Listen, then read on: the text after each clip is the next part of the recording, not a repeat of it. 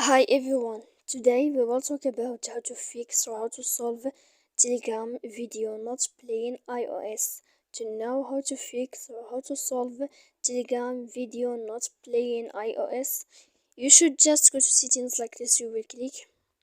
After that, in this page, you will go to apps, default apps, app settings. When you will see this list, you will go down to find the application of Telegram and you will enter. Then in this page here you will go to click for stop. When you will end this, you will enter to storage.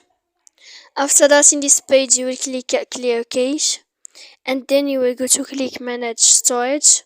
And after all that, you can turn off your Wi-Fi so that you can know how to fix or how to solve Telegram video not playing iOS. So please don't forget to support us by like and subscribe. See you next time in another video.